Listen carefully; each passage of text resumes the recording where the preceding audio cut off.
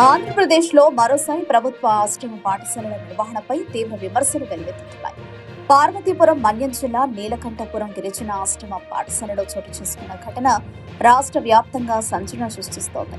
గిరిజన విద్యార్థుల భవిష్యత్తును తీర్చిదిద్దాల్సిన ఆశ్రమ పాఠశాలలోనే రికార్డింగ్ డాన్స్ నిర్వహించడంపై తీవ్ర ఆగ్రహం వ్యక్తమవుతుంది. సమాచారం ప్రకారం టీడీపీ మహిళా ఎమ్మెల్యేకు బంధువైన చంద్రమోహన్ అనే వ్యక్తి ఆ పాఠశాల వార్డెన్ గా వ్యవహరిస్తుండగా ఆయన ఆధ్వర్యంలోనే ఈ రికార్డింగ్ డాన్సులు జరిగినట్టు ఆరోపణలు ఇస్తున్నాయి. రాజకీయ పలుకుబడి ఉందన్న ధైర్యంతో నిబంధనలను పూర్తిగా పక్కన పెట్టి ప్రభుత్వ హాస్టల్లోని గిరిజన పిల్లలను చెత్త డాన్సులు చేయించాలన్న విమర్శలు తీవ్రంగా వినిపిస్తున్నాయి.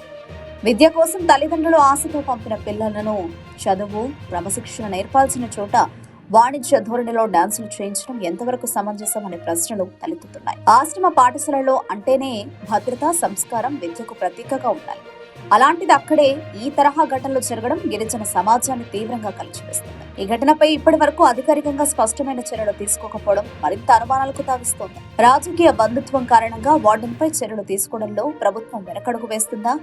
గిరిజన పిల్లల గౌరవం కన్నా రాజకీయాలే ముఖ్యమా అనే ప్రశ్నలు ప్రజల్లో వినిపిస్తున్నాయి. ఈ ఘటనపై సమగ్ర విచారణ జరిపి బాధ్యులపై కఠిన చర్యలు తీసుకోవాలని విద్యార్థి సంఘాలు, గిరిజన సంఘాలు డిమాండ్ చేస్తున్నాయి. ప్రభుత్వ హాస్టళ్లలో ఇలాంటి ఘటనలు మళ్లీ జరగకుండా కఠిన మార్గదర్శకాలు అమలు చేయాలని కోరుతున్నాయి. గిరిజన పిల్లల భవిష్యత్తుతో ఆటలాడే వారెవరైనా సరే, వారు ఏ రాజకీయ పార్టీకి చెందిన వారైనా చట్టం ముందు సమానమే అన్న సందేశాన్ని ప్రభుత్వం ఇవ్వాల్సిన అవసరం ఉందని పలువురు అభిప్రాయపడుతున్నారు.